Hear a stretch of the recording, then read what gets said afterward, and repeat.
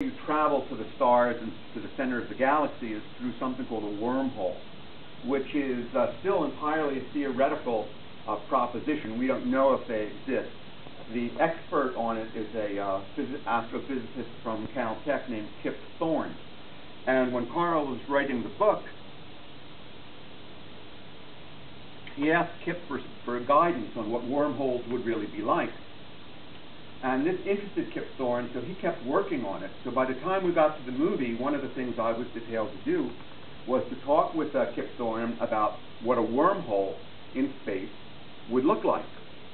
And one of the first things he said to me was, well, whatever you do, don't have it look like water going down a drain. You know, there's something we've seen from the Disney movie, The Black Hole, which is now 30 years old.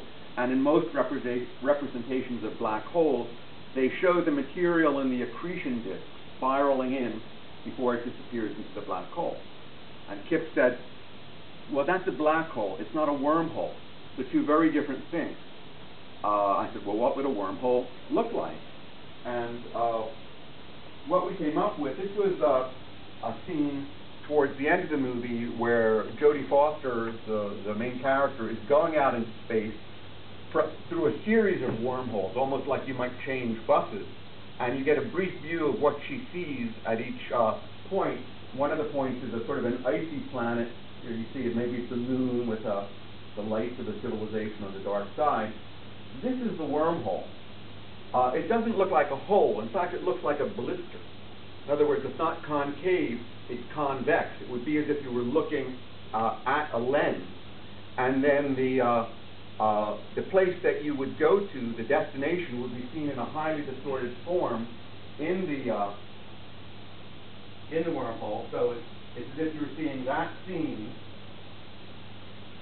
in this kind of a blister with various lensing effects caused by the wormhole around the periphery.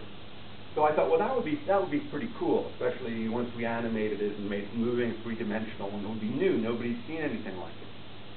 So at one of the production meetings where we had to show the plans for the effects to the director and the effects producer, I went through this and they said, yeah, very nice, that's good, but what we had in mind was like water going down a drain.